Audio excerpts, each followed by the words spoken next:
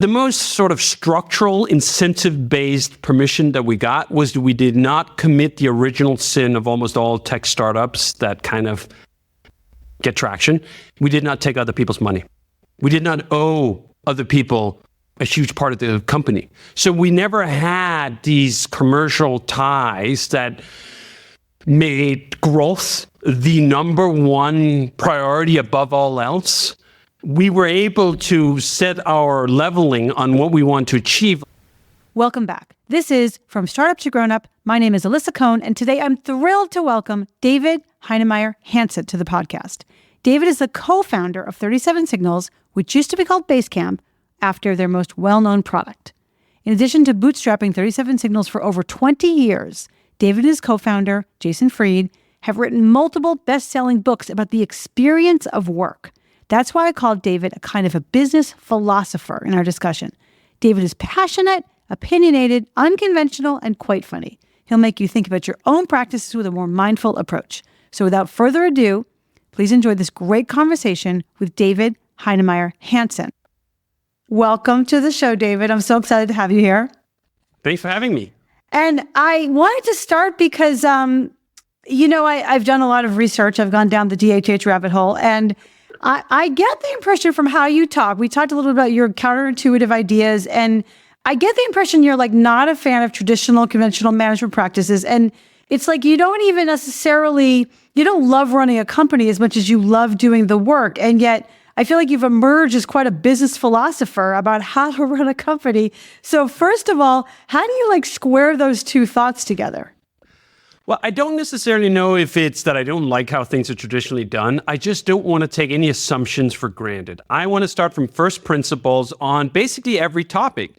Part of that is because before I started running my own company with Jason, my business partner, I worked for other people, and I had a lot of disagreements with how they ran their company and how they treated their employees and how we planned what products to build and all of the stuff that goes into that. So I thought, do you know what? If I'm going to get the chance one day to set my own agenda, we're going to start from first principles. We're not going to start from I know that they do this thing over here, or I've done this in the past. Let's just start from the beginning and then see what we find. Because a lot of what I've found in 20 plus years is that context really is everything.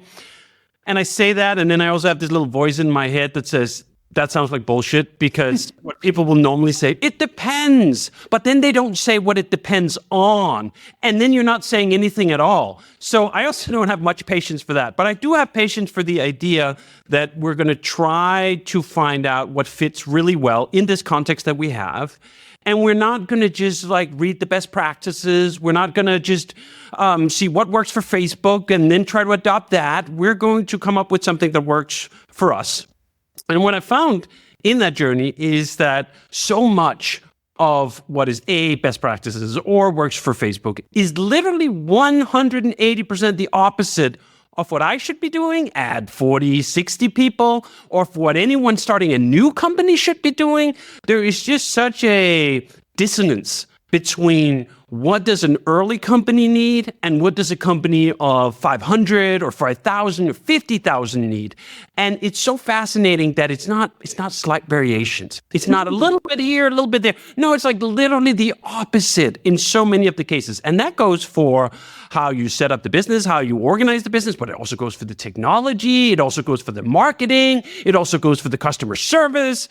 So I've just really enjoyed that all of these domains that come together with running a business, you can do that. You can do the first principles works on all of it, on customer service, on marketing, on technology, on business organization, on longevity, on fundraising, on managing your expenses. And I have a little bit of a squirrel brain in that regard, that I can't just stay on one thing forever. I can't just do customer service for 2 years. I can do it very, very intently for 2 months and try to figure out where should we be, what's not right, what can we fix, and then let's get on with it and go to the next thing. So I think that's why running a company is such an enjoyable experience for someone like me, because there's always a million shiny objects you can run towards. There's always a million new challenges you could choose to pick up. a lot of entrepreneurs, they talk about like all these things that get forced upon you. And a little bit of that, but a lot is just like you go where your interest takes you. And running a company, there's just so many things that you can dive into.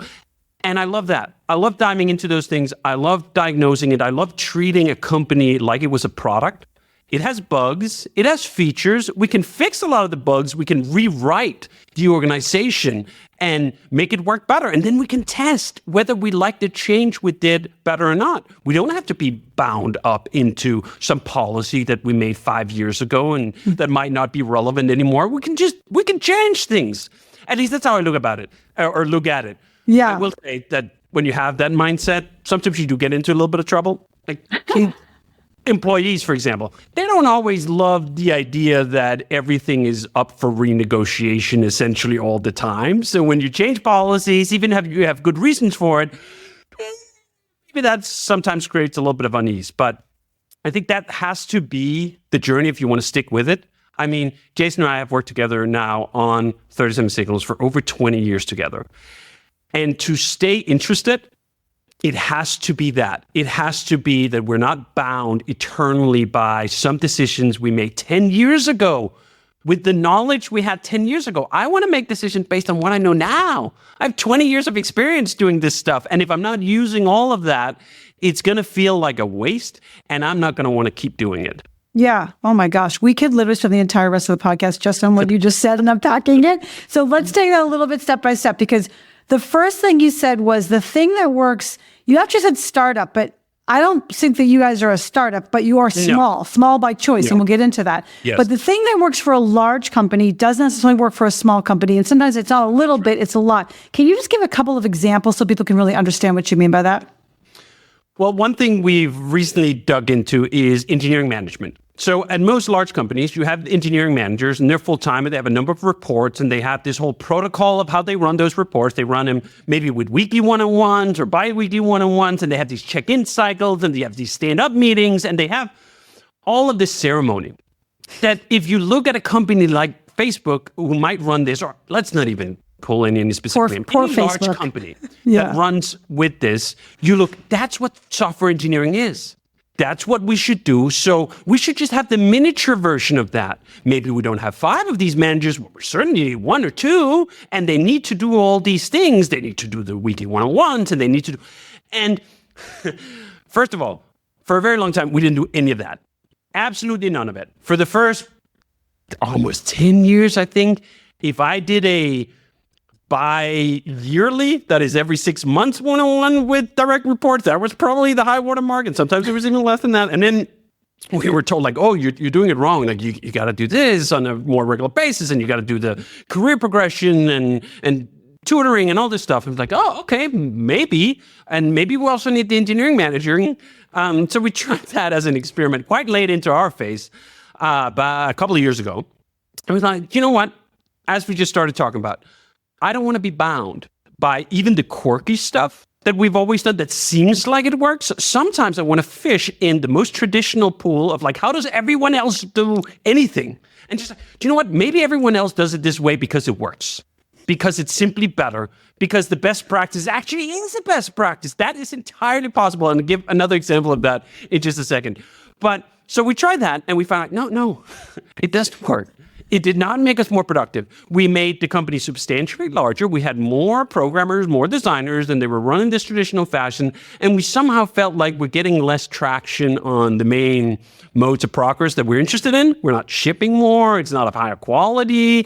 Even the job satisfaction of the folks that are involved with this, it doesn't seem to be working. So in that example, the whole traditional engineering management role didn't work for, I want to say us, that's the easy way out, right? Then you're not saying anything declarative. Then you're not saying anything general. But I actually want to go a step further and say, I don't think that mode works for small companies. If you have small engineering teams, you should not look at running a miniature version of what the big dogs are doing on software engineering.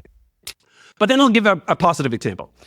For quite a few years, we ran a policy called cocktail titles, which was essentially this idea that we believed titles were stupid. and your senior this, or your VP that, or your principal this. This is dumb. Why does it even matter? We're just all doing the work. You can be a chief ninja if that's what you want. You can be a strategic lizard wrangler. I don't care. You pick whatever you want. And the mode was you pick what you want to tell other people at a cocktail party. And we ran on that for several years. And then we realized, you know what? The problem with being chief lizard wrangler is that if that person wants to leave and go work at another company, it doesn't mean anything, right? It's actually something that makes it harder for them to progress in their career versus if they can say, I was a senior software engineer at 37signals, that means something. People are going to take that and go like, oh, okay, so you're not junior and you're also not a principal. Like you can slot in here. So that was an example of, you know what? I think titles exist for a good reason. And we don't need to reinvent every single dish. We should start by challenging it. I don't want to just jump into it and just do it because everyone is doing it. But we came to the realization, you know what? It was just a bad idea to be different here. I'll give one last example, which is on HR policy, essentially. So for a while, we ran another policy that I still think some companies are running, which is unlimited vacation. And you have to use the quotation mark because I don't think anyone has ever uttered those words and not kind of been bullshitting. Because unlimited never means unlimited, right? Like there's no such thing that like, oh, unlimited, great. I'm going to take 12 weeks off. I'll see you next year. Hasta la vista. No, that's not what it means. It just means like you have to kind of guess what your manager and your team thinks is appropriate. And then you probably have to shoot under a little bit because you don't want to be the one who takes the most. So now you end up doing 5 days a year? Yeah, gee, that's not very unlimited, is it? And it was one of those policies where I can see we started it from that principle, right? Like Jason and I, as founders of the company, that's kind of how we treated it. We weren't counting our vacation days. We took vacation, but whatever, as it fit in. But then I also saw the reason that policy can perhaps gain traction more broadly was that then it meant you weren't owed anything if you were laid off, right? Like unlimited just means we're not counting, and if we're not counting, then I don't owe you anything if I fire you. And I thought you know what? That's not a positive reason I want to do it for. And I also did see exactly the same syndrome, even at our company, that people were like, what even is it then? Then we're trying to guess. Why do you have to guess how much vacation you have? Why do you have to sort of have anxiety about making sure you're not the one who takes the most? So we changed that actually after running it for quite a number of years. And now it's just a fixed number. It's this. And of course, you can go under whatever. There's slack around it. But there's just so much more clarity when someone, especially a new individual, joins the organization and go like, all right, cool. If I want to take 2 weeks off in summer, that's what I can do. No problem. So yeah.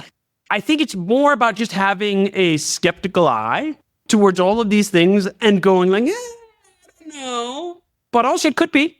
It's not like we're just going to be contrarian for the sheer sake of contrarianism. I think you end up with a very dysfunctional organization when you think everyone else is wrong about everything all of the time. Probably not. Then they probably all would have gone out of business.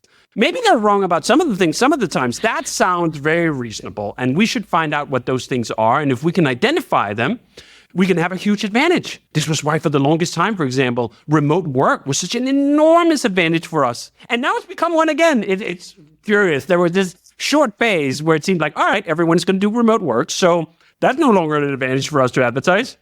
And then now it seems like we're rewinding the clock on that. And now it's back to being an advantage. If you are a kind of person who've decided that remote work fits your lifestyle, I've seen people basically be single issue on this. Like, I'm simply not going to take a job that requires me to move back to Seattle and commute every morning.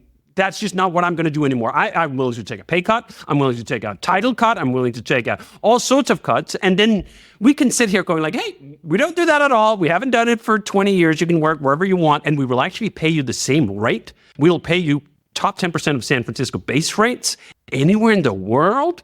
So now it's an advantage again, and it's kind of fun to see those things move around. Oh my God, totally. We're definitely going to get back to remote work, that's for sure.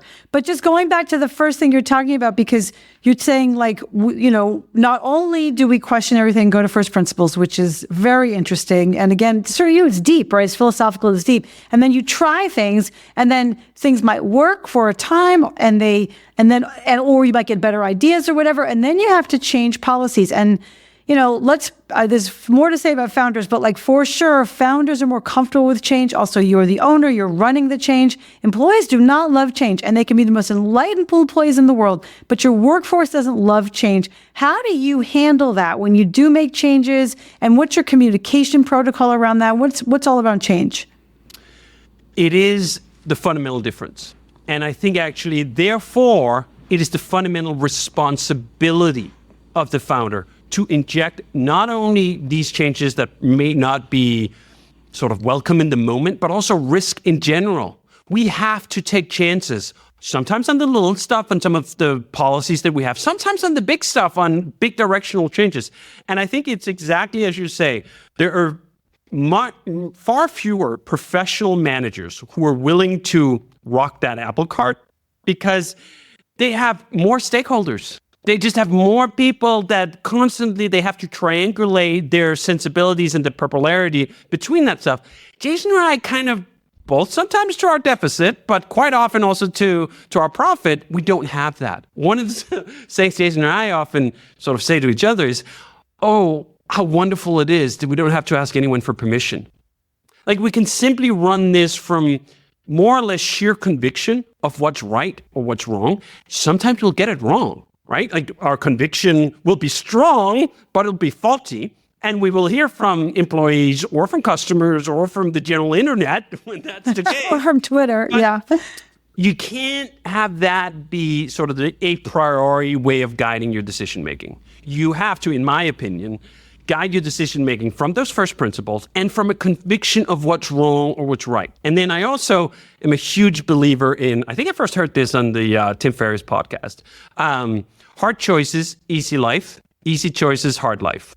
This is a lesson I've had to learn repeatedly over my career, that the easy choices, the popular choices, the in-the-moment convenient choices very often lead to very hard life, very hard working circumstances. You kick the can down the road. Let's not deal with this right now. It's a sensitive moment. Let's just get by.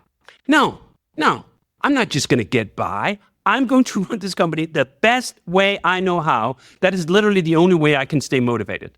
Now, again, that does have the potential for blowback. Sometimes that blowback is a little bit like slight disgruntling feedback that you get. And sometimes it's also more severe. And we've had some episodes that were very severe. And I look back upon all of them and I go like, not that I knew everything up front, not that I was always right, but I am proudest of the moments when we followed our convictions, when we didn't kind of buckle under the pressure. If we were going to buckle on anything, it was because we came to realize that we were simply wrong. Not that the pressure itself became too much. And I mean, we have had instances where it was quite a lot, and it was not easy to stick to those virtues and to stick to those principles, but we did it anyway. And every single time I've looked back upon it and went, oh man, I would have hated it if we would have buckled. I would have hated it. I would have hated working here. I would have been resentful. Like the only way I can authentically run this operation and continue to be excited about running it is that we run it congruently.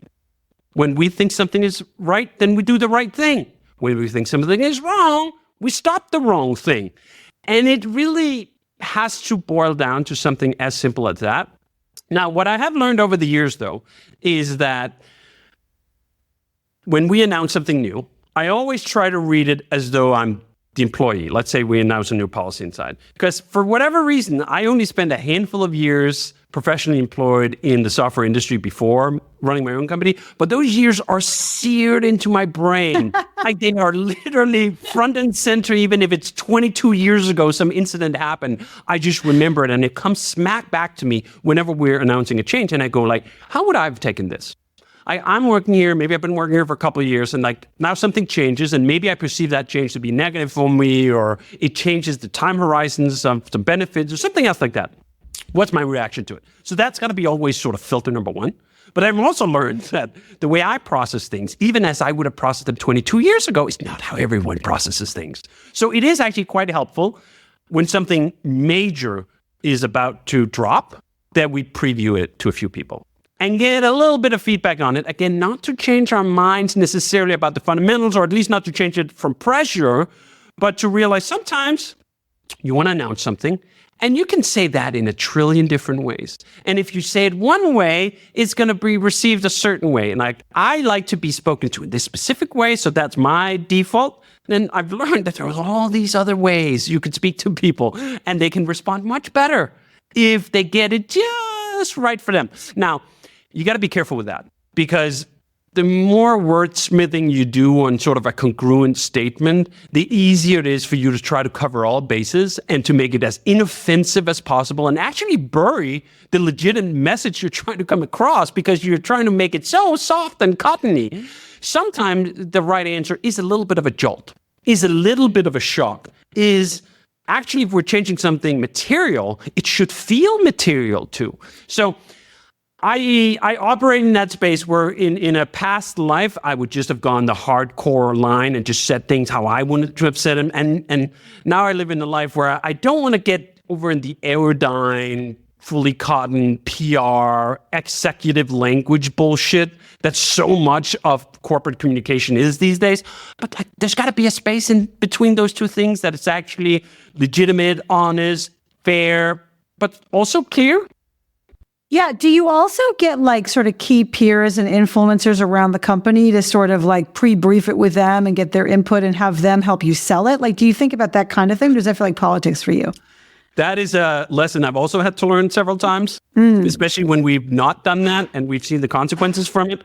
One of the things we've really learned is if it is something major and consequential, it can't be a surprise to everyone. If it is a surprise to everyone and everyone is caught sort of flat-footed and someone asks their mentor or someone else in their group, like, do you know about this? And the answer is just, no, I don't know, it just dropped. Then that's not super productive. So we have absolutely improved that way of rolling things out over the years and trying to preview more to it. Now, again, that cuts straight against the natural instincts that both Jason and I have, that like, we just go like, all right, we want to make a decision. We think through it. Decision is made. Let's get it out of here, right? I have a very short patience for sitting on something. The same thing goes with employment decisions. Some of the worst moments I've ever had is if we've decided to let someone go, but for whatever reason, we can't do it right away. And then you got to do the dance. And I don't want to do the dance. I just want to, all right, this is what we're doing. We made the decision. It's final. It's not up for renegotiation. Let's get on with it. Let's pull off the bandage. Let's make the hard choice and live the easy life.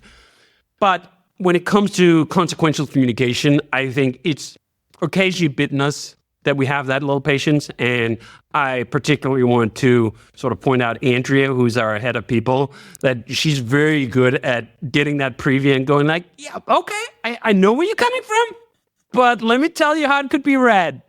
And we go like, oh, yeah, okay, fine. Let's sit on it for another day, or let's sleep on it for the weekend. Got it. Well, one thing you talked about is blowback. And I want to bring you back to April 2021, where you got a lot of blowback because you and Jason announced that you would ban societal and political discussions at work. And there was a lot of hate on Twitter, and 30% of your company left. So like, we've talked about it a little bit. I want to sort of hear all that unfold. But just in that moment, if I were a fly on the wall when you and Jason made that decision, what would I have seen? You've seen a couple of founders who were just sick of the trajectory of the company, who did not like where things were going, and who were seriously having conversations about, you know what, maybe we should just sell the damn thing. Because we had ended up in a situation where certain aspects of the company culture had gotten to a point where we barely recognized it and certainly didn't enjoy it. And one of the benefits/curses of having run a profitable software company for 20 years is like, I don't need to do this. I have to want to do this, because if I don't want to do it, I don't have to, and then we could just stop, or I could just stop, right? And it had gotten to that point, which was kind of crazy, because Jason and I own this company, and we can basically, as I just said, we can make any policy change that we want, but we had slept on this for too long. We had tried to live, or we had tried the easy choices. We tried like, can we just accommodate? Can we just like, maybe it's not such a big deal. Can we just downplay? Can we just move around? Can we do all of this stuff? And then it came to the point where we're like, all right, enough. We're going to make the hard choice. this moment in time, we're not alone here. This is not happening in some 37 Signals or Basecamp, as we were calling at the time, eco bubble. It's happening broadly, but it's spilling into where I spend 8 hours of my working day, and it's kind of making me miserable. And it does not have to. We can make changes. That was at least our belief. And that changes this. That really just rewrites the rules of how we engage at work, what we engage around, when we engage, and that was essentially it. Now, we made several of the mistakes that we just talked about when we rolled this out. One was we barely previewed it with people. There was a handful of people, but we did not give those individuals enough time to really think through it and to give them or give us the unfiltered feedback on where the communication might have fallen short. We also dropped it in a way that caught way too many people in the company as a shock. It was another mistake. But the fundamentals, the idea that we should not be talking divisive politics in the middle of the workday in our work channels, where we also organize our to-do lists and our milestones and all the other stuff that goes into it, was a kernel of truth that I think I was actually embarrassed that it took us that long to get there, because there were too many incidents along the way where we should have tried to nip this in the butt. And maybe that was also the other issue here. We probably picked the peak worst time, sort of societally speaking, to introduce this. 2021 was sort of like almost at the tip of the iceberg for all of these tectonic plates that were moving around in societal politics, specifically in the US. But I don't know if we would have lasted another year. It would have been infinitely easier to do this in 2022. Infinitely easier, not sort of trivial. I think at this point it's totally trivial. I think it's actually halfway taken for granted in most organizations that this idea that we should be discussing, I don't know, Israel, Palestine in there, like that makes any sense at all, that the election that's just about to go down, that like that's a thing that we should be discussing in these work channels. Like, I think that now does kind of seem crazy to a lot of people. For a hot moment, it didn't or didn't appear to. I think there's this whole thing, preference, falsification, and all these other things where it appears that like everyone is in on the fact that regardless of whether you make like project management systems like we do, like you have an obligation to address, I don't know, abortion laws or something in states you aren't even operating in. That, in hindsight, a lot of the stuff that went down at that time just seems wild. Like this could have been 30 years ago and we're looking back upon it. What crazy humans lived at that time. Oh shit, it was actually only 3 years ago. Anyway, all of this sort of went down, and then it was the high point of pushback in terms of public feedback. That's a very euphemism word to use for the kind of responses we got from this. But I think what helped both Jason and I was, first of all, it wasn't our first rodeo. It was by far the craziest rodeo, the toughest rodeo, but it wasn't the first time we had gotten public pushback. I mean, both Jason and I have been writing for the public, sharing our lessons, building 37 Signals for 20 years. And I have had plenty of takes over that time where people thought I was the biggest idiot on the internet. At least for about 5 minutes. That's about how long these things usually last. This one didn't last 5 minutes. This one lasted 2 weeks. And those 2 weeks were... And also, David, I don't want to interrupt you, but like, and also you lost a whole bunch of employees. So like, there has to have been, obviously you and Jason had some moments of like, gulp, what is going on? So sort of take us into that too. Yeah, I think that was, the hardest part of was not to lose the true believers, because that was partly the point. The point was, we're going to make a policy change here. And if you're a true believer in the sense that advancing your societal politics at work is just core to who you are, what you want to do, you need to be in an organization that kind of allows that. This is the point where we're telling, like, we should part ways. Like, that sentiment is not compatible with what we're trying to do here. That was a minority of the folks who ended up leaving. The majority of the folks who ended up leaving, in my analysis, from the pressure. And most of it, the public pressure. And here, Twitter at the time had a certain slant. You can perhaps argue that now it has a different slant, just in the other direction. But the slant that it had at the time was so geared up and so wired to take an issue like this and just torching everything. This was, we were trending on Twitter for, I think, 48 hours. I got somewhere between 20,000 and 30,000 tweets telling me I was literally the worst person on the earth because we had made this, which to me, again, looking back on it, we didn't say, you got to show up and wear a, MAGA hat or something that people assumed in their head at the time that was what this was, that you needed a certain set of political principles instilled into it. It was actually the opposite. It was like, can we keep that out? You can do whatever you want on the weekend. Go to the marches, do the whatever volunteering you want to do. Great. We weren't even saying you can't talk politics during work hours. Just don't do it where we're doing the work itself. You want to start a WhatsApp channel with some colleagues and go hog wild there? Great. Have fun. And yet, it pivoted to, you guys are sort of essentially the worst people on earth. And I think that's very difficult for someone who have not been exposed to that level of mob culture to even compute, what the hell is going on? I commended Andrea earlier in the segment here. She got phone calls because somehow some people found her phone number and they just started sort of cursing her out. How could she work at a place like this? You got to be the worst kind of human to... And you just see that, and then you see all this feedback that, especially employees we had that had a public profile on Twitter, people would just find them and start tweeting at them. Why are you working for these white supremacists, fascists, whatever? And I can totally recognize that the first time you get exposed to that, you go what? What? Just... Because even for Jason or I, who've been through rodeos before, this was major stuff. So if you had no exposure to that, in some ways, I'm surprised that it wasn't more people who buckled under the kind of pressure of that and said all right, I'm out. I don't even necessarily care one which way or the other, but I can't deal with this. Whatever this is, I'm out. What else? We made it easy for folks. Only was 2021. I think the peak hiring year, when you look at the number of openings, it was the easiest time in the history of the tech world, probably ever, probably the high watermark of most open tech positions in the history of our industry. So very, very easy to find a new job. And we said hey, would you also like 6 months pay along the way? The deal was pretty good. And do you know what?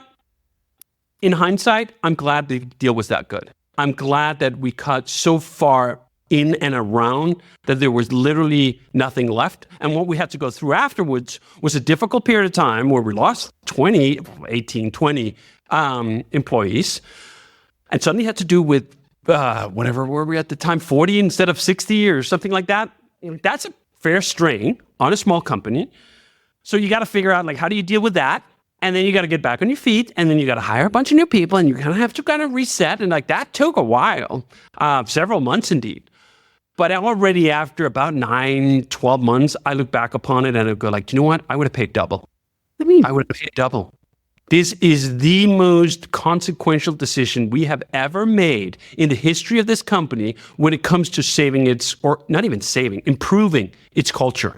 It was in such a infected state, and we took the chemo, and the chemo sucked, and we lost our hair for a bit, but we got on the other side and we beat that cancer. You know what? Yeah, I wouldn't have wanted it to be any other way. And especially now, this is how memory also works. It compresses all the very uncomfortable parts of it, and it highlights all the sort of satisfaction you get out of doing hard things over the long run. But I look back upon that and go do you know what? That's in top 5 of career highlights for me. And I wouldn't want it anyway. I want to have some difficulty where you stand up for things that you believe and you go. And even if you take that aside, that analysis, we're in a tremendously better place. And I think that was not given at the time. It was not at all given in that moment that we were going to get to a better place. In fact, Jason and I went do you know what? This might be the end. We might just have put a big enough hole in this ship that it's going to sink. Or it's never going to be able to get back on even keel. And okay, well, it was a good run. Thanks, mate. High five. 20 years. We had a good run. We went down fighting for what we believed. And And okay, that's that. That can happen. And I think that degree of acceptance, which Jason and I actually had, we had no idea it was going to be this bananas. But we did look each other in the eye and go like, do you know what? There is a risk here. I think it's a remote risk, but there's a risk here that this could go tremendously wrong and this could be the end. And we're like, well, that would kind of suck, but also it's been a good run. And also, what's the alternative? Well, the alternative is we have to continue to live with this infected culture. I don't want to do that. I want less to do that. I'd rather the whole thing end than to continue to live like this. That's very powerful. And I think it's so important as part of decision-making, just knowing, okay, here's the downside, the potential downside. Am I willing to kind of accept, to use your word, and I would almost say surrender to that possibility before you do something this drastic? This is where that founder, I was about to say call it founder mode. Maybe that's even trademarked now. I don't know. And also, I don't know. I think it means everything to everyone right now in both negative and positive connotations. So let's not even use that word. But this both founder instinct and privilege to take that kind of decisions. That was not what I saw being taken from most professional managers who were professional CEOs. They were like, you know what? I'm not going to die on this hill. I might be on the spike tomorrow. If I pick that, like I'm going to get thrown under the bus by my board or whatever, activists, whatnot. So I also felt like, do you know what? If Jason and I, in this capacity as basically owning the business outright, just having a couple of small minority co-owners who don't have any power on it, if we are unable to say, like, do you know what, this is nonsense. It's not just silly, it's actually bad, and we don't want it. Who the hell else can do anything? So I kind of felt like a little bit of weight on that this idea that we don't have to ask anyone for permission. You also have to use it when it counts. Otherwise, I wouldn't feel good about myself afterwards. There's so much in there that, I always sort of think about this, like, actually, to use your point that we talked about, hard choices, easy life, right? Easy choices, hard life. I think that is so true when you're making the hard choices. And I guess I'm just so curious, like you as a founder, or you will go back to first principles, you make these hard choices, and there's a history of that. I guess I'm just curious, like, who gave you permission to really go through all that? I mean, a lot of founders come in and say, yeah, first principles, yeah, but very quickly get co-opted by the best practice movement, very quickly get co-opted by like even society at large. Who gave you permission? And why did you think, like, we can run this company for, you keep saying 20 years, but I think it's actually a little longer. Actually, it's been 20 years for a long time. 99 it's like, when the company was so coming up on 20, it's like 25 years now. This is like, I'll remain 40 for like the next few decades. It's going to be a moment that speedometer is going to turn. But how do you think about your ability to give yourself permission really to think differently? I think the most instrumental part of it, some of it is personality, and we'll talk about that in a second. But the most sort of structural, incentive-based permission that we got was we did not commit the original sin of almost all tech startups that kind of get traction. We did not take other people's money. We did not owe other people a huge part of the company. So we never had these commercial ties that made growth the number one priority above all else. We were able to set our leveling on what we want to achieve. Like, growth had to be some of it. Like, if you never get it off the ground, there's not going to be anything. You're not going to be able to hire anyone. So it's not that it's not important. It's just not, it's not the only important thing. There are other things that are important. And we were able, because of that incentive, that we did not owe other people like millions of dollars and have to just race toward unicornhood. And then if you even make it to unicornhood, it's not like you're set free. Now you're a public company. I mean, talk about pressure, right? And we didn't have any of that. Like, the majority co-owners we had didn't have a say on it. Jason and I were accountable to some degree to our employees, but not to the point that they get to tell us what to do. I mean, I think that is the number one privilege of ownership, is you kind of get to do with it what you want. You should be a good steward of that. You should take that responsibility very seriously, and you shouldn't just act in some mad king way. But it does give you that license. It does give you that permission to do what you think is right. Now, the other thing is, I think both Jason and I have a personality type that is high on disagreeability. We are highly disagreeable individuals. And to a point of almost a sport, at least for me. Yeah. I like debating. I like arguing. I like turning over the issues and try to find holes in it. And sometimes that's seen by people, not without any evidence, as combative. And you know what? I think some of that is true. Like, we presented a form of making these kinds of companies, SaaS companies, from first principles, and without a lot of the incentives that others went with, which painted us sort of automatically into this weird corner. First of all, company was founded in Chicago when everyone else was in Silicon Valley. I was in Copenhagen at the time when we got going. We were doing remote work from the get-go. We just had a lot of quirks in our construction that meant we were already the outsider. We were already the weird one out. And I think it just becomes easier to resist the pressure, to resist the temptation to ask sort of broad consensus permission from even society on what you're allowed to do when you have come up through that. That you don't feel like, well, the path to success is to do what everyone else does. Because we've actually found success doing something quite different on a large number of topics. And therefore, I have a healthy skepticism for all these best practices, for all this consensus. Again, as we talked about, it's not that it's always wrong, but like we chose to be skeptical about it. And we chose to also look at some of those things and go like, do you know what? Everyone else is wrong. Like, that's not a statement I have problems saying. I believe that in certain branches of technology choices that we made, where we use these kind of minority tools and we build a lot of them themselves. It's not part of the mainstream. And that requires some conviction of being able to say, everyone else is wrong and I'm right. Sometimes there's the satisfaction that that's just like a time frame issue. Like, when we started with SaaS we started building Basecamp in 2003. First of all, we could barely convince our bank to give us a merchant account because they were like, well, what if you guys go out of business in 3 months and we're going to be on the hook for all these credit card changes? And then we have to convince customers. No, you can put in your credit card. It's safe. We won't sell it to, Russian hackers or something. So we were kind of founded in being early on a lot of things. Remote work, another example of that. I mean, we wrote the book on it in 2013, Remote Office Not Required. And we were at that point 10 years into our own remote experiment. I mean, I don't think it's an experiment. I think it's a settled thesis at this point. But we put that out thinking like we're really late. And like 13, we were really early. Very few companies actually cared about that. And it took until the pandemic for the broad masses to realize, oh, actually, remote work is really great for a lot of circumstances. Not all of them, but for a lot of them. And there are certain people, again, where this becomes their number one issue. So we just had all this training of being early, of being controversial, of being counterintuitive, of being contrarian. And enough of it panned out that we got that faith in ourselves that like, you know what, we can make good bets. They're not all going to pan out. If you're going to be contrarian, we're going to say everyone else is wrong. Sometimes you're going to realize, oh, no, they're all right and you're wrong. But some of the times, enough of the times, we've realized, no, do you know what? We got this one right.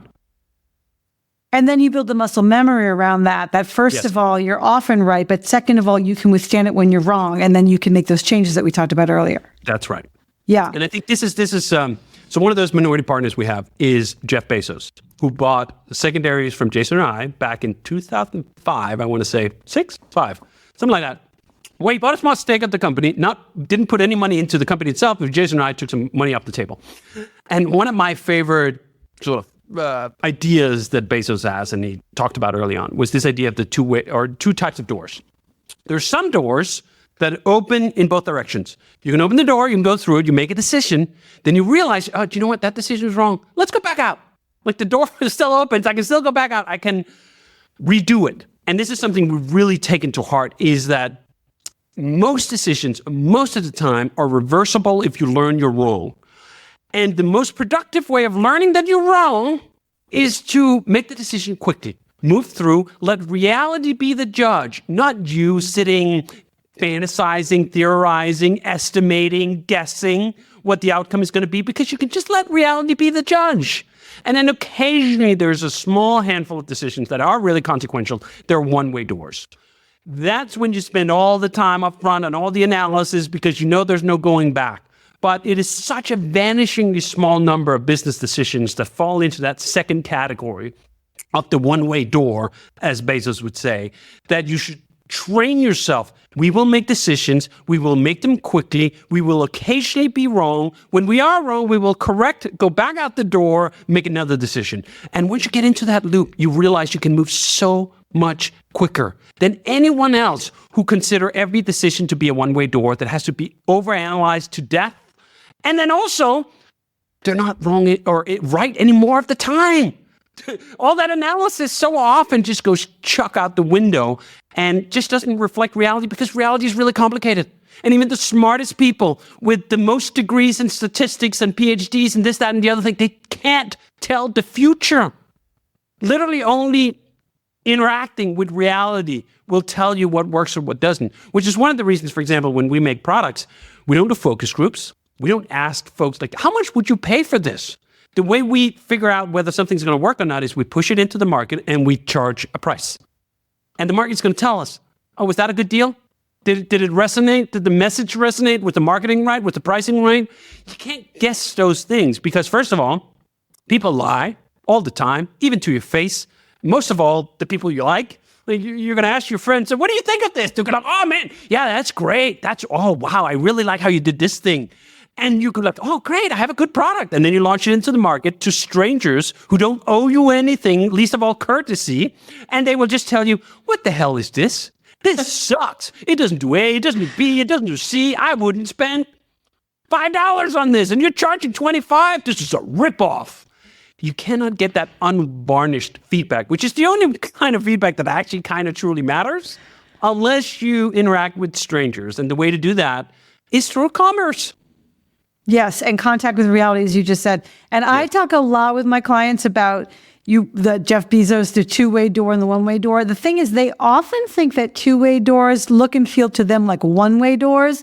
Yeah. But I think it's really important to assume that most things are actually two-way doors. What are some things, just like one or two examples of things which are one-way doors to you? I think this example we just gave about making new policy about politics at work, we knew that was a one-way door. Like, if we had gone back out through that afterwards, we would have gotten the worst of all worlds. We would have still alienated everyone who was pissed off about it. And we would also have alienated everyone who thought it was a good idea. And this is one of the hard things sometimes about doing controversial things. You don't realize, or you think it's a two-way door, but it's not. Like, you try to ask forgiveness or whatever, and you realize the people you're offering that to, they don't want it. They just want your head. And they're going to chop it off with twice the bigger if you get down on your knees. It is so much easier for them then to they think make they own you afterwards. Yeah. And I think that was a one-way decision. And we knew that. That was why we went, we didn't know the extent, like we didn't know the stakes, like how high they actually were. We miscalculated, I think, the odds of sort of the tail risk of that. But we did know it was a one-way door. What are other one-way doors? Not a lot comes to mind. And that's the point I keep making over and over again to people, is that it is such a vanishingly small number. I mean, literally perhaps changing your business model from, I don't know, I suppose, actually not even true. I was going to say, when we launched Basecamp, we were a consultancy at the time. We were doing web design and web development for clients. And then we launched a product. And you could say like, well, that's a big pivot, but it wasn't really. We made something that for other companies might have been a one-way door, where they go like, all right, we want to make products. Let's fire all our clients tomorrow. We go all in, burn the boats, right? Like, that's the euphemism that folks often use, burn the boats, because they want it to be a one-way door. They don't want to give themselves the opportunity to go backwards. I can vaguely see some sort of heroic spirit from that maybe works in some situations. I don't know. If you're literally going into life or death combat, maybe that's the kind of motivation that you need. We make business software. It's just not that consequential. So when we started with Basecamp, we treated it like a two-way door. So we started a product on the side, did not dedicate all our waking hours to it, treated it like a third or fourth client, build it up slowly, and then by the time it could comfortably pay all our expenses, then we told the clients, you know what? We're going to do something else now. Not tomorrow. Here's a off-ramp, and here's some recommendations. And therefore, if Basecamp had failed, which actually an earlier product that Jason and I worked on, something called Single File Manage Your Book Collection, did fail, if you want to say that word, in relation to the fact that we could not go full time. We launched a SaaS product and we charged the price for it. And I think we got 2,000 customers who were going to pay for it, but it just wasn't enough. It couldn't fund the whole business. Basecamp got to the point of being able to fund the whole business quite quickly. And even then we sat and go maybe it's a fad. Maybe it's a fluke. Let's give it another 3 months. Let's give it another 6 months to be so comfortably in the margin that even if things dip, literally right after we fire all clients, we're not going to go that was a mistake. And now we got to back out on this. So we've tried to follow that principle through almost everything that we do. How can we turn all those decisions that look like one-way doors into two-way doors? And a lot of it is just to ensure that you have enough margin, enough safety margin. We're working on 2 products right now, and we're spending a large portion of our productive capacity at 37signals to build these 2 new products. They could both fail. And if they fail, do you know what? We can try again. And if that fails, we can try again for about 10 times or 20 times before we're out of tries, because we've just sort of hoarded opportunity. We've hoarded the margin. We run a profitable company. We run it for a long time. We're not stretched out over our skis. We've not hired too many folks. So we live in this space where there's so much room for us to make decisions that could be wrong. I mean, we get to be wrong so many times in a row before it gets to all right, you're out of tries, you're out of quarters. The machine will not give you another life. I mean, we've worked up about 100 lives in this business. Again, may all end, right? Sometimes you're on a cold streak. But to give yourself enough opportunity of that, I think is very conducive to living a calm life. And this is one of the things that I've found, that it's so much easier to stick to your principles and your virtues and your highest ideals if you're not like this. If you're not right on the ragged edge of, do you know what, if we don't nail this right now, I'm going to be out of a job in 3 months. I'm going to have to lay off the entire company. We're going to be done. I can totally see how people kind of can't live up to the courage they wish they had if they are in those shoes, if everything is on the ragged edge and they feel like they owe all these people, they have all these stakeholders, everything has to just go quite right. They have to produce these fantastical growth charts. This is how you grow dependent people who are afraid of doing what they know is right. Yes, I love that. One of my big themes is live below your means. And that means as a philosophy, right? Because that gives you a lot of margin. Another way, David, that you've created a two-way door, which I think some companies would find very surprising, is you have a two-way door with managers. You had managers, you don't have managers, you're pendulum swinging on that. Talk about your philosophy with managers and how it's shifted over the years. Yes. So first I'll say, if you're going to stay in business for more than 20 years, you're going to run into this phenomenon called the half-life of facts. And it is not just facts, but it's also opinions and principles and heuristics that the things that worked earlier, they may stop working. Or you might just have gotten it wrong. You might have conflated 2 things. This happens so often. When something is working in a company, particularly the operation of creating revenue, it looks like you're doing everything right. You get this halo effect. Oh man, we're amazing at management and marketing, customer service, because customers are coming in the door. We're making a lot of money. It looks like everything is incredible. There's actually a great book called The Halo Effect that goes through this phenomenon where you can see companies doing very well. They get just rated to the max on every parameter, even though there might literally be the worst company in the industry about, customer service. It looks like they're amazing because it's not hurting them in that moment. And I've been very conscious of that fact that we could have commingled those things. And we could have believed that the reason we've had so much success over 20 years is because we started out not having managers. And then I went you know what? That's an interesting hypothesis. We should test that. I don't have that level of conviction in almost anything that I do, that real data from reality can't persuade me otherwise. I am very interested in being wrong, because being wrong, accepting that you're wrong, means, you know what, we could just be right then. Like if I literally do something and it's not the right thing, and I learn it's not the right thing, I get to change to do the right thing. I want to collect as many of those experiences as I possibly could. So we tried that with management because we had famously, for many, many years, essentially had no managers, no full-time managers, I should say. Management has to happen. It's not like that function disappears, but there is very much a difference between whether you have full-time managers whose job literally 5 days a week, 40 hours of that time, they spend thinking on that. They spend doing the motions and the ceremonies of management.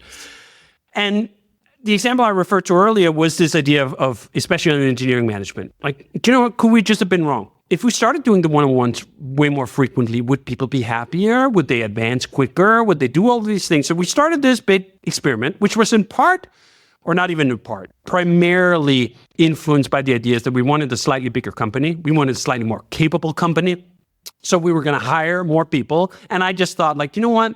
What worked at 40 may break at 60 or at 80. I mean, that's not even may. I think that is a iron rule, actually, as we started out talking about. What the principles that are great for small companies, 40 or less, they can run into an awkward phase between 40, 80, 100, and then suddenly you actually have to adopt a completely new stance. And we thought, you know what, maybe we should. So we tried it. And we tried it in pursuit of having a larger company, and then we got the engineering manager. And I think the first thing that really, after we gave it a while, the easiest thing when you want to try an experiment like this is to give it about 5 minutes and say, well, that didn't work. Yeah, well, duh. I mean, you've been doing it one way for 20 years, and now you choose to do it another way. Of course, it's not going to work in 5 minutes. You got to have a little bit of patience. You got to actually give it a fair shake and a real try. So we did that over the course of about 2 years. And we came to the end of that with a substantially larger company that was getting less done and people were less satisfied. It's like, you know what? This is not completely controlled variables. There's a bunch of other things that could be, you know what? This is about as slam dunk as this is going to be for us, for the kind of experiments that we run, that this isn't better. We were better off being a slightly smaller company right before we entered that awkward phase and getting away from those managers.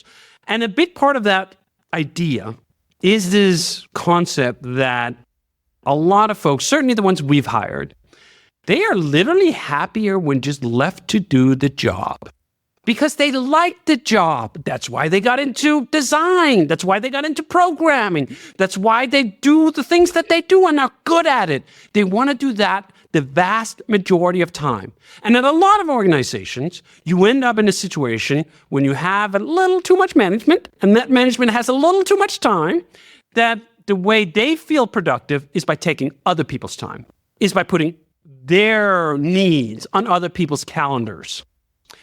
And now you have people who work on maker time suddenly have a calendar that has a meeting at 10 and another at 1:30, and then you get to Friday and you feel like, I've been working so hard, but what did I do? What did we accomplish? What did we move forward? The only way I know to make large leaps forward is through long stretches of uninterrupted time. So the greatest gift that I believe we can give to the majority of employees that we have is to leave them the hell alone for the majority of the time. Not all of the time. We all have social needs and we need to connect and we need to align and we need to do all these things, but we don't need to do it like every day. We don't need to do it like 12 times a week. So this philosophy is just not super compatible with the idea of full-time managers because a manager has that same feeling too. They want to feel productive. They want to feel like their input matters. And they can't do things by themselves. That's the definition of a manager, right? You're not sitting there doing the work themselves. You're working through others. You're removing obstacles. You're helping people grow. And I'm not saying that that stuff isn't valuable. I'm just saying for us, it's not a full-time position. And we were much better off when we took that management burden and we distributed amongst people who mildly kind of didn't want to do it. So they only did just what was sufficient and actually necessary, and that includes myself, that I actually do find some parts of management interesting, or at least the leadership parts of the management that's in there. You know what? That's interesting. And I want to do it some of the time. I don't want to do it all the time. So if it's on my dock as a set of responsibilities that I have, I'm going to do what I find is sufficient. and then I'm just not going to do it. I may not do any management at all for like 2 weeks. You can't. If a full-time manager sits on their hands for literally 2 weeks straight and go like, do you know what? There is 0 hours this week for me to productively inject management into this organization. Do you know what? You're not going to get 0 hours. You're still going to get 40. That's just how it works. You're still going to get 40. And I think actually that's gotten worse. I think in an earlier era, managers kind of knew that they weren't necessary all the time and that the main thing they offered was the potential managerial bandwidth when it was necessary. And then they went golfing. They had 2-hour lunches. They took Friday off. And workers for a hot minute were like, that's really unfair. Why do they get to go up early? Little did they know that they would hate if that manager was actually on their case for 40 hours a week, right? You're like, we should actually all go like, yeah, go golfing. That sounds great. You should just like, do you know what? Just go golfing, have a long, whatever, all the things. You don't want the managerial attention all the time. But somehow we've ended up in a culture where managers are seen more than anyone should work as much as possible. The example for me that really stands out was the infamous Marissa Mayer interview when she was the CEO of Yahoo. And she was bragging about working 120 hours a week. And the journalist was saying, how's that even possible? And part of the answer was, oh, I'm strategic with my bathroom breaks. I'm like, that sounds like something that would sound like a caricature in like, I don't know, the gulag in Siberia. That like, oh, we run our workers so hard, they have to be strategic with their bathroom breaks. And you're like, what? You're the CEO of a major tech company. You're worth hundreds of millions and you work harder than a slave in Siberia. There's some priorities here that are messed up. And I also think it doesn't even work. I mean, outside perhaps corner cases of Elon, and I think he needs a category all to himself where literally almost nothing of what he does transfers to the broader set of managers, even if he does it well and succeeds with it. You look at that and go like, do you know what? I think Yahoo probably would have been better off if you just worked 20 hours a week.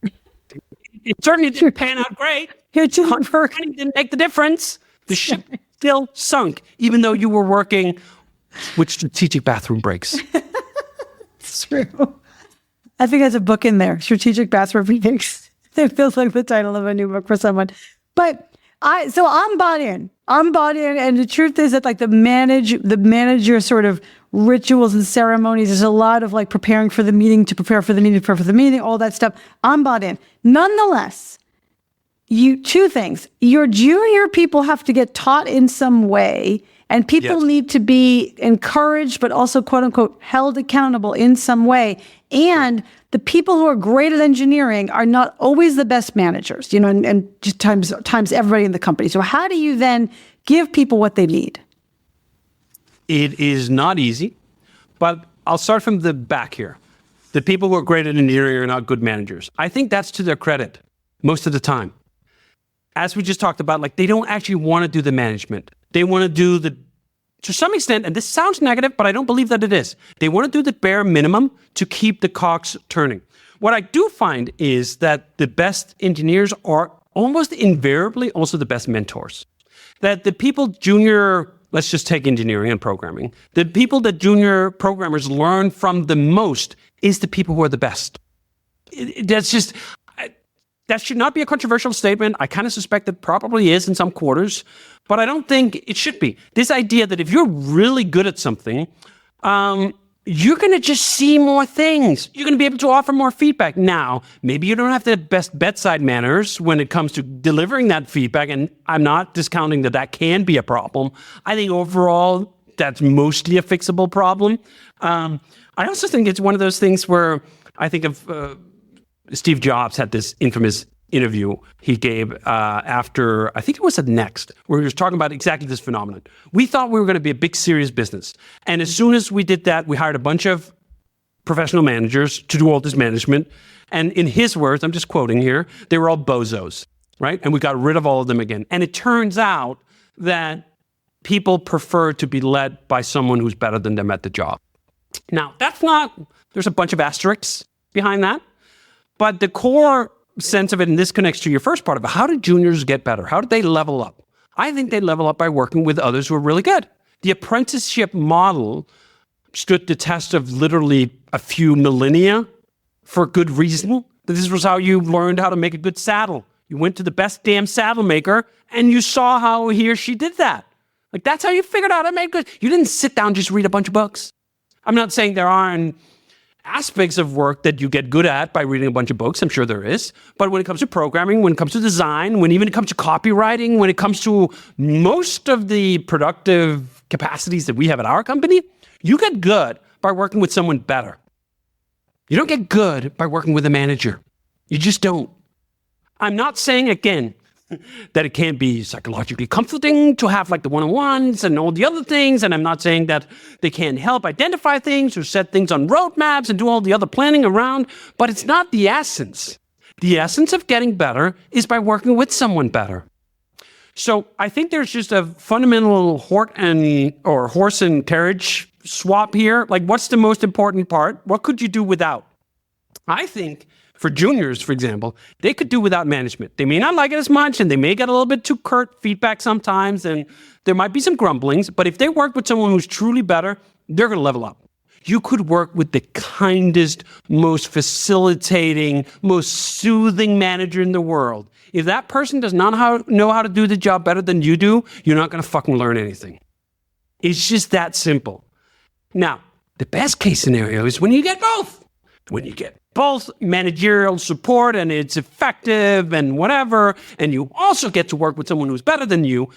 And we try to straddle that. Not always with total success, because it's not possible, right? Like the unicorn, we're supposed to like this amazing manager who's also incredible at the work itself.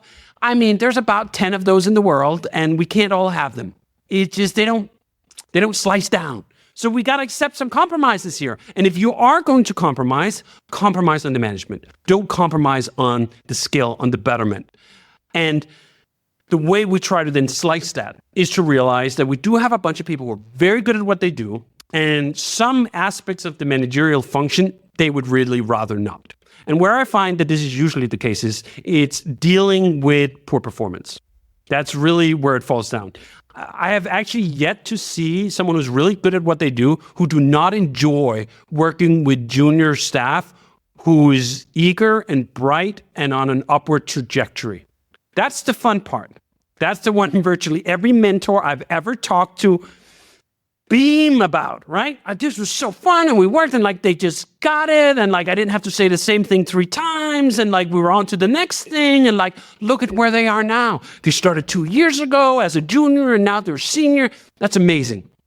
Not all hiring journeys are that much of a fairy tale. Sometimes they're a little bumpy, and you can correct. Sometimes you hit a patch or a plateau, and there's some things you can say, whatever.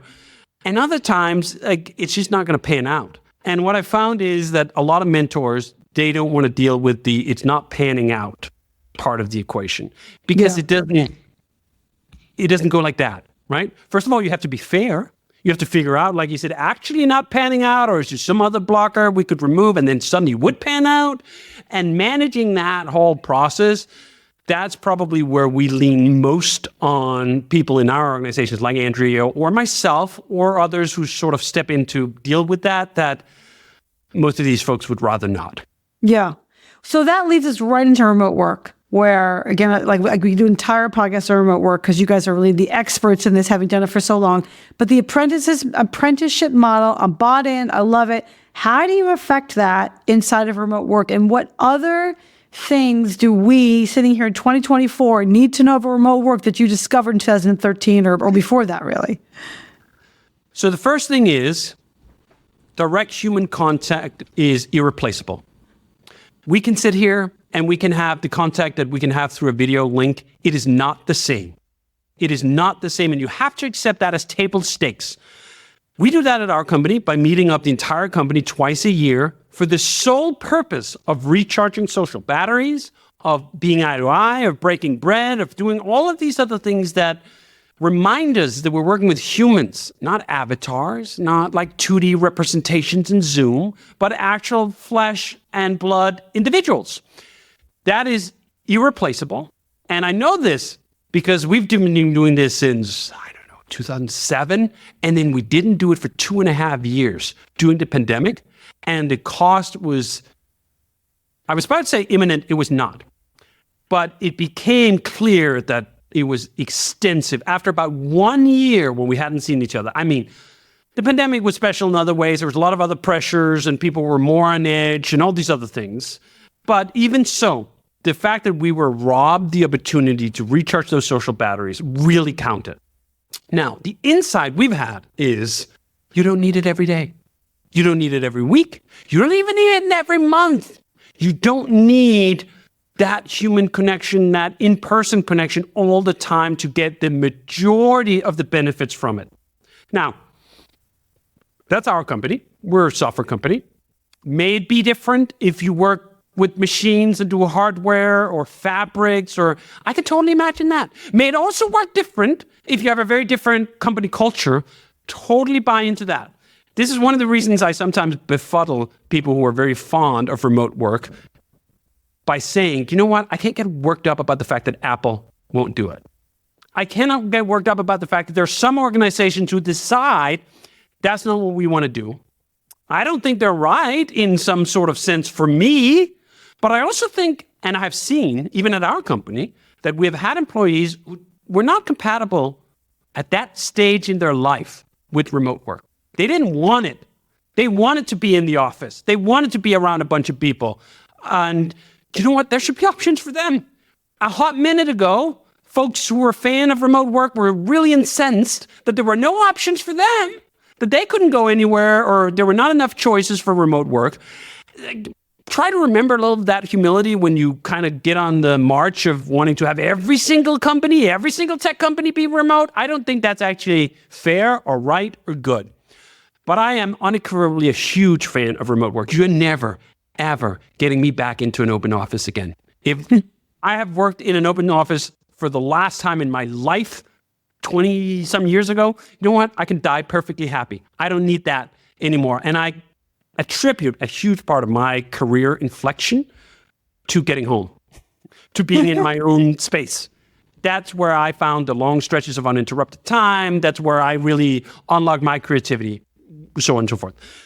But to the point, the human connection is important. You don't need it all the time. And there are other things that you can do on a weekly, daily basis that aren't even just substitutes from that, but that are as effective in creating good feedback, especially with juniors. This is one of the things that I'm really keen on. We do these things called code reviews with GitHub, the platform that we host our code on. They have this thing called pull requests, and you can give line-by-line edits.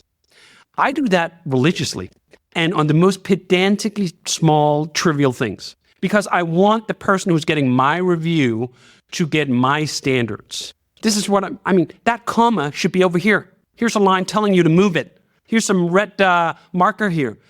So what we found, or what I found, is that the teaching of the skills is immensely doable online. I'd actually say it's better. I'd say I have more fond memories of doing very detailed code reviews remotely than I have doing them in person.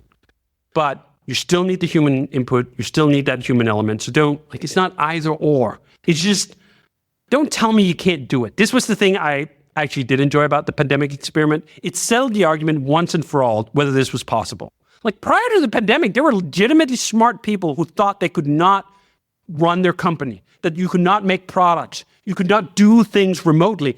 And they were just sufficiently proven wrong because we ran the largest experiment in remote work the world had ever seen. And we all ran it, controlled all the variables at once. And you know what? The entire economy did not evaporate. Far from it. Totally true. Truly true. David, just a few more questions. What do you wish you had known earlier on your journey? Nothing. I want to see every problem for the first time without being handed a cheat sheet to the solution. I do not want to regurgitate things I already know. This is one of the things where we started the conversation where what I like about business is I face novel problems I don't know how to solve. If I'm constantly just facing problems where I already have the answer, I'm bored out of my brains. I can't actually summon the intention or motivation to do something. And I don't want to be without all the mistakes. I think you'd become a very, maybe people would say I already am. I would become a more arrogant person if I literally just had all the answers and was right all the time. And again, how boring a life that would be. I love the fact that faith is not just a straight line, but it's totally squiggly. And sometimes it goes backwards and it does loops. And in the moment you go, this is the worst thing ever. And then you give it 5 minutes and you think, actually, that was pretty great. I'm really happy that I didn't know that up front. If I hadn't had the opportunity to be wrong, I would have been robbed this opportunity to be a little more humble next time, or a little wiser next time, or be able to zoom out a little wider. I don't want to know anything up front. And I actually think this is one of the blessings that Jason and I had when we started our business. We did not have to. We could actually avoid it because we were not told by 400 social media channels 24/7 about what the best ways to do enterprise B2B SaaS sales were. Like, we're just constantly bombarded and loaded up with like what everyone thinks about everything all the time. And I go like, Jesus, could there just be quiet for one damn minute? Leave me some space to think through those first principles for just a little bit on some of the things. Some of the times I can come up with a truly authentic solution that may actually be novel and interesting. I think the problem we have when we operate in these oversaturated media channels where everyone is telling us everything all the time is it becomes a form of a language that dictates how we think. And if you're going to come up with something novel, you have to think something different.